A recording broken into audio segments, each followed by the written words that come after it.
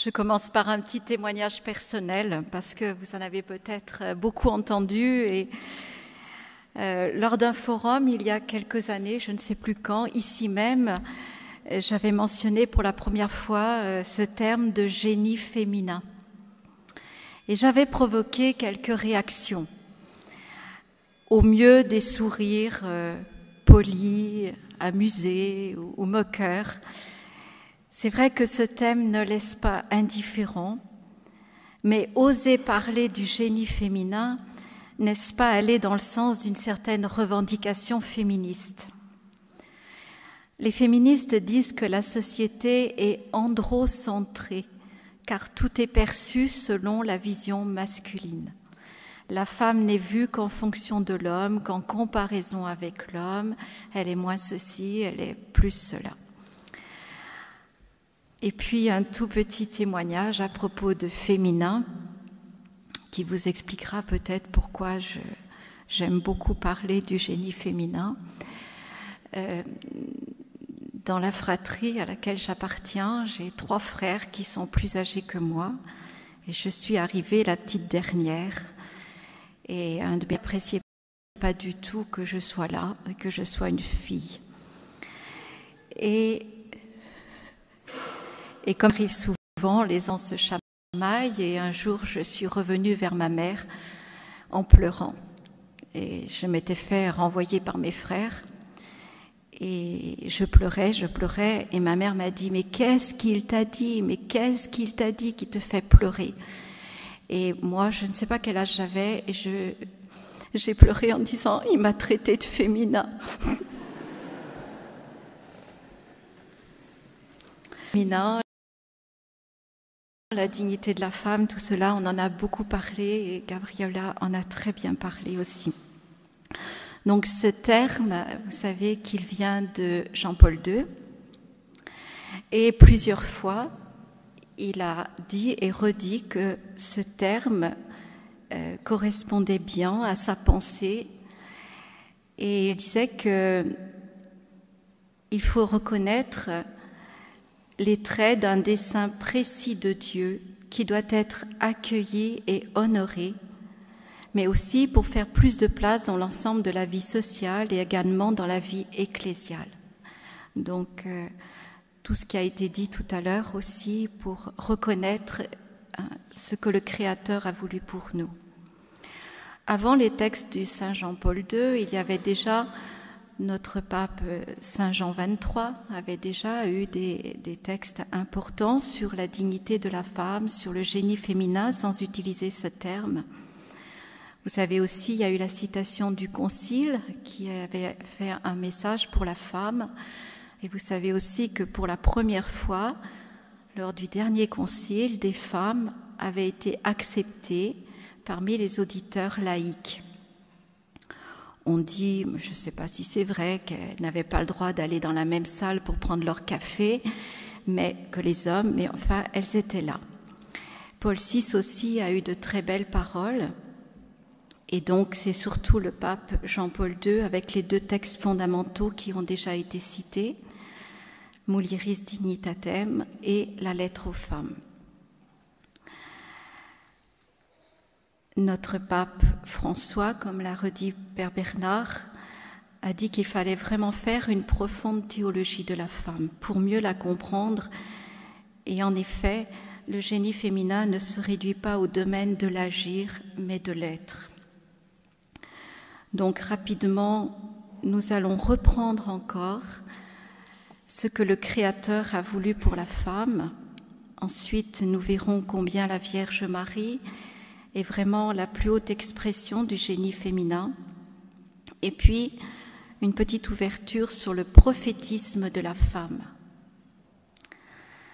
Donc, reprenons toujours ces textes de la Genèse que Jean-Paul II a très très bien repris, approfondi, pour redire en simplifiant que la femme est aussi à l'image de Dieu, mais qu'elle a une façon propre d'être à l'image de Dieu.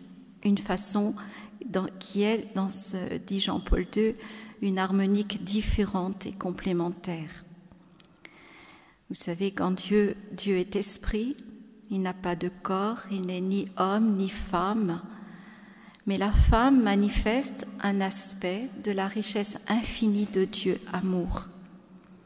Pour reprendre des textes comme le prophète Isaïe, de même qu'une mère console son enfant, moi aussi je vous consolerai. Dans Jérusalem, vous serez consolés. D'autres endroits, on voit bien que Dieu porte l'humanité comme un enfant, qu'il le nourrit, il le console. Je ne vais pas redire tout ce qui a déjà été dit. Ce qui est important aussi, c'est le fait que tout être humain, masculin ou féminin, créé à l'image et à la ressemblance de Dieu, ne peut s'épanouir que dans le sens de cette image et de cette ressemblance. Notre monde, inspiré par l'esprit de ténèbres, après avoir rejeté Dieu, veut maintenant effacer, abîmer l'image même de Dieu dans l'homme, en recréant l'homme selon son désir. Alors, dans la Bible, nous savons que le nom qui est donné ou reçu exprime toute la personne, toute sa mission. Reprenons le texte de la Genèse pour la création de la femme. Elle reçoit le nom de femme.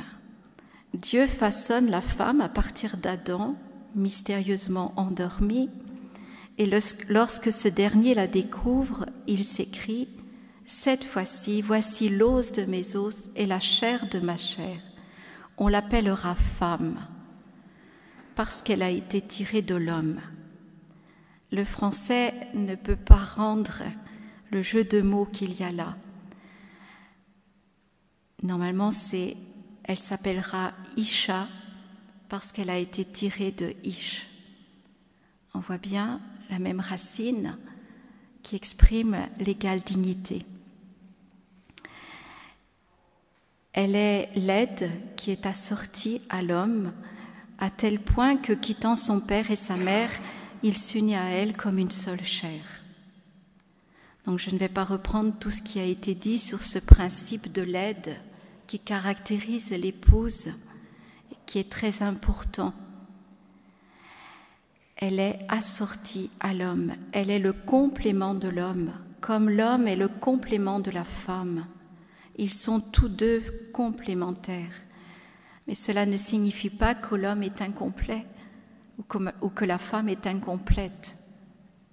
Chacun aide l'autre à s'épanouir dans son humanité. La femme reçoit aussi le nom de Ève. Et ce nom, elle le reçoit après le péché. Lorsque l'homme reçoit l'annonce du châtiment qu'est la mort, tu es poussière, tu retourneras en poussière. C'est alors qu'il appelle sa femme Ève, ce qui veut dire la vivante, parce qu'elle sera la mère de tous les vivants. Malgré le péché et la mort, elle donnera la vie, même si cette maternité se réalisera dans la souffrance. Voilà sa mission. Voilà l'annonce de la victoire de sa descendance sur le mal, la victoire de la femme de l'Apocalypse sur le dragon. Ève est la mère des vivants.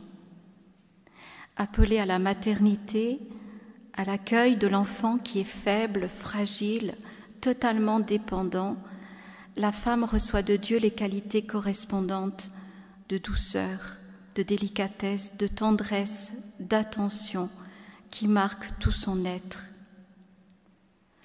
Toutes les femmes ne sont pas appelées à être mères physiquement, mais toutes sont appelées à être mères spirituellement par le don d'elles-mêmes. Et je voulais vous citer le cardinal Ratzinger, mais je crois que ça a déjà été fait. Il avait écrit une lettre aux évêques en 2004 sur la collaboration de l'homme et de la femme dans l'Église et le monde. C'est une lettre qui est remarquable aussi. il disait que cette prédisposition à la maternité développe dans la femme le sens et le respect des choses concrètes. Et c'est elle qui, dans les situations les plus désespérées de l'histoire, confère une capacité unique de faire face à l'adversité, de rendre la vie encore possible, même dans les situations extrêmes, de conserver avec obstination un sens de l'avenir et de rappeler à travers les larmes le prix de toute vie humaine. Nous avons aussi parlé de ce génie féminin au service de l'éducation et de la société. En lien avec cette maternité, la femme prend soin de celui qui a besoin de grandir. Et Jean-Paul II a exprimé sa reconnaissance envers tout ce travail de formation, d'éducation accompli par la femme, qui réalise ainsi une forme de maternité affective, culturelle, spirituelle. Père Bernard en a parlé tout à l'heure. Pourquoi tout cela? Parce que la femme voit l'homme avec le cœur, indépendamment des différents systèmes idéologiques ou politiques. Elle le voit avec sa grandeur et ses limites, et elle cherche à venir à sa rencontre et à lui être une aide. Et Jean-Paul II avait dit que face à tous les progrès techniques, on risquait de perdre le sens de l'homme, et la femme peut avoir une grande place dans la société pour cela. Et puis, comme on l'a dit tout à l'heure, l'expérience montre aussi que la femme est plus spontanément apte à tisser des liens.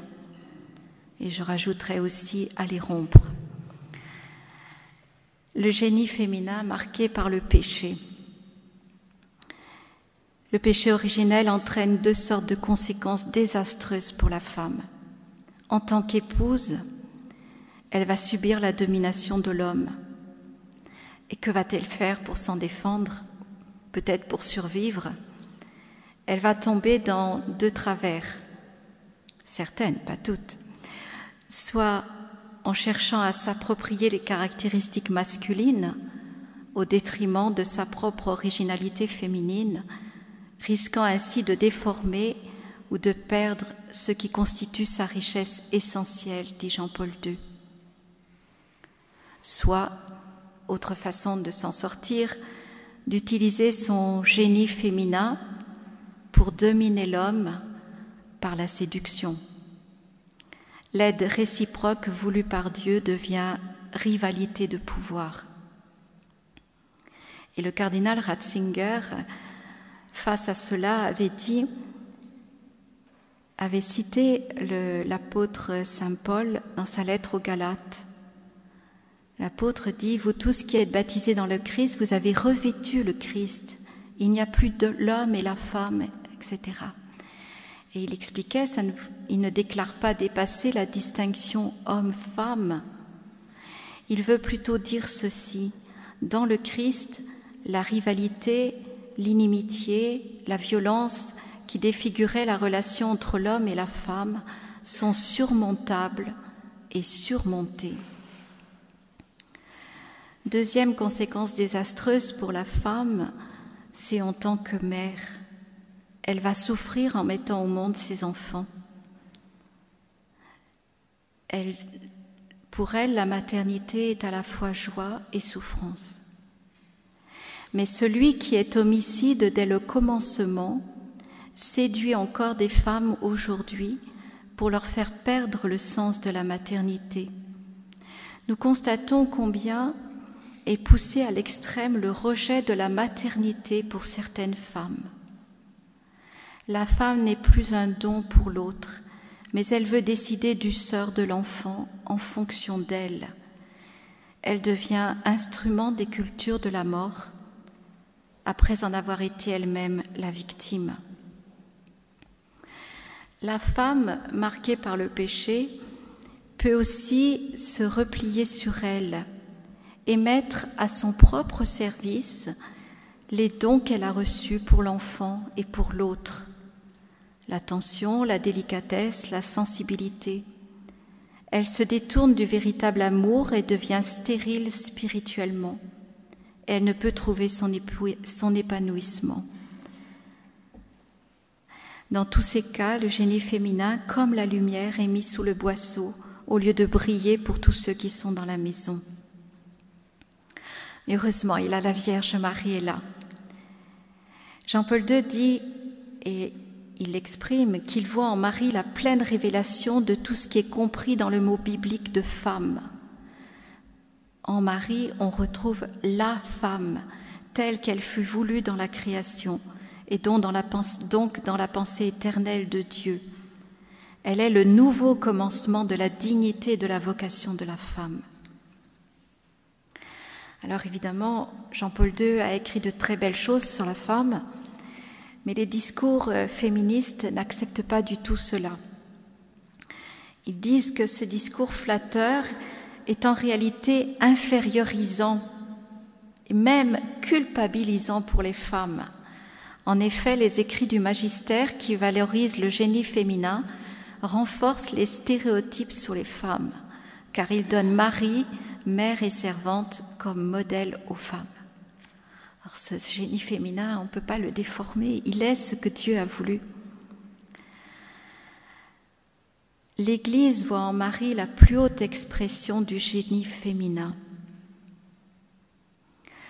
Et tout comme le mystère de l'homme ne s'éclaire vraiment que dans le mystère du Verbe incarné, parce que le Christ est le nouvel Adam, de même, la Vierge Marie, nouvelle Ève, nous révèle vraiment la dignité et la vocation de la femme. J'aime à citer Marthe Rebin.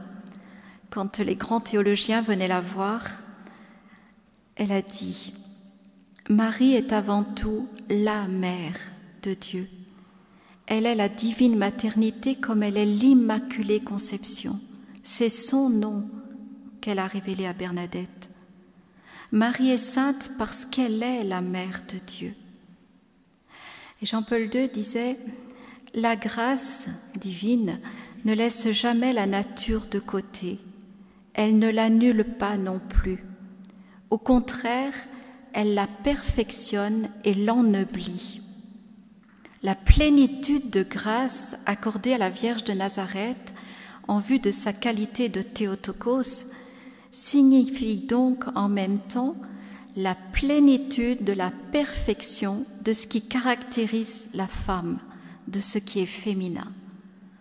Donc, cette plénitude de grâce de la Vierge Marie, c'est la perfection du génie féminin. Marie accueille la parole de Dieu qui va se faire chair en elle. La femme, même dans son corps, est accueille avant d'être mère. Cela la marque jusque dans son attitude spirituelle. Et Marie se définit comme la servante du Seigneur. Nous en avons parlé tout à l'heure, qui est vraiment un service d'amour. Edith Stein parlera de la féminité transfigurée qui n'est qu'amour. Elle est donation pure de soi pour les autres. Le Fils du Très-Haut s'est défini lui-même comme étant le serviteur.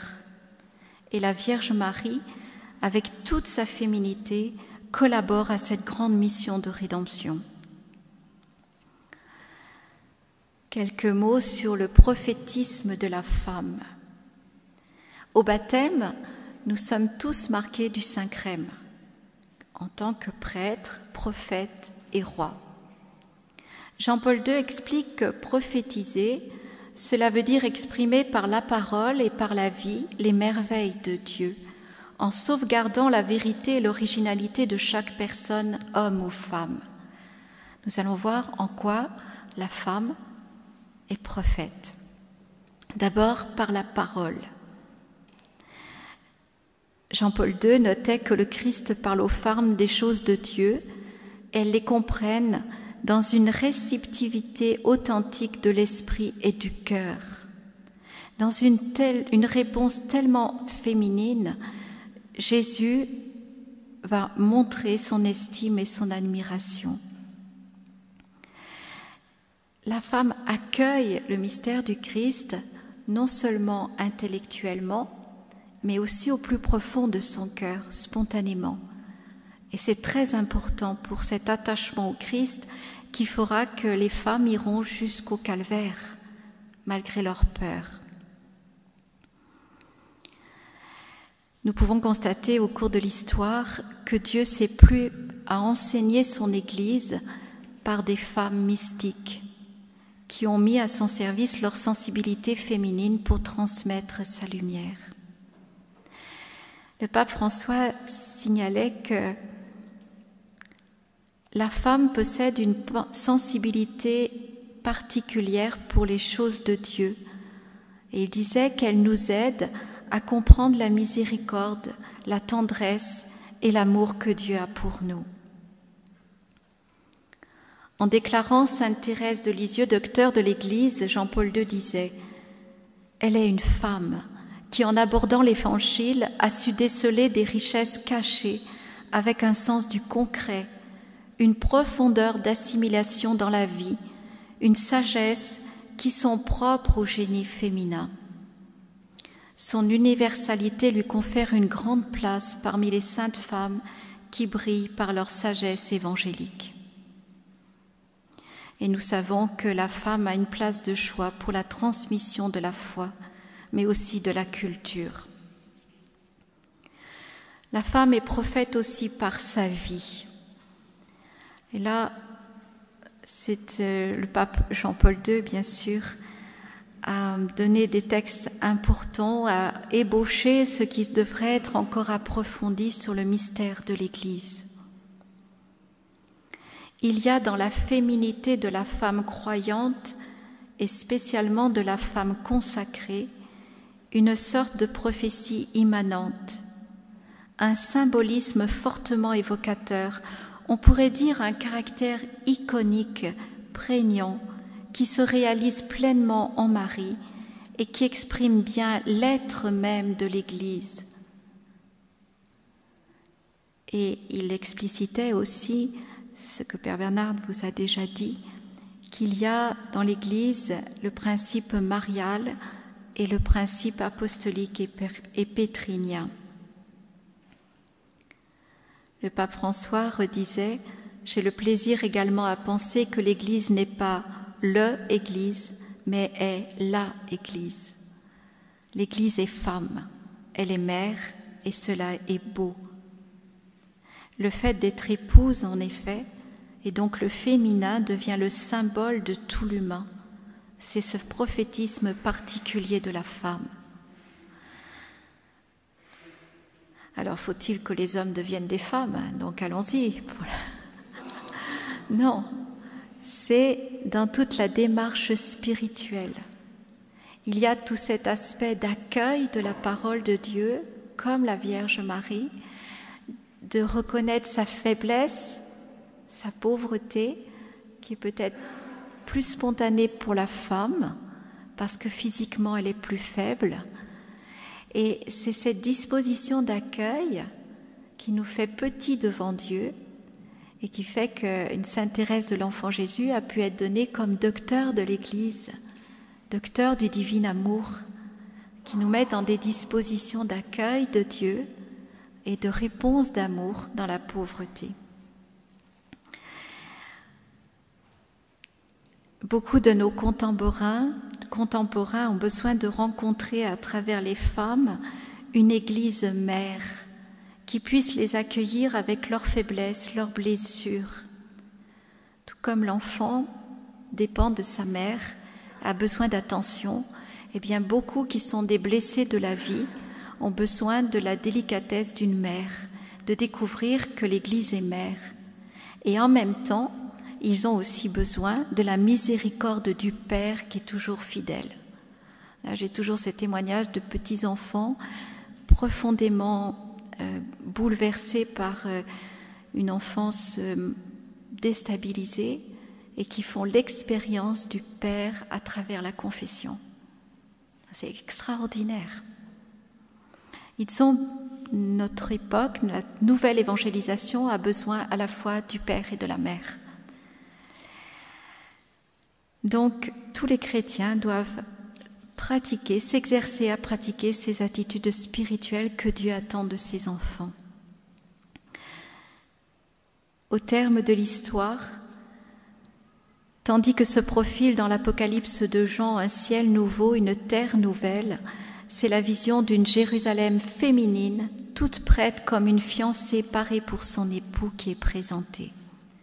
Donc tout ce mystère est à approfondir encore. En méditant sur le Magnificat de la Vierge Marie, le pape Jean-Paul II nous dit que quand elle dit « Le Seigneur fait pour moi de grandes choses », elle rend grâce aussi pour toute sa féminité.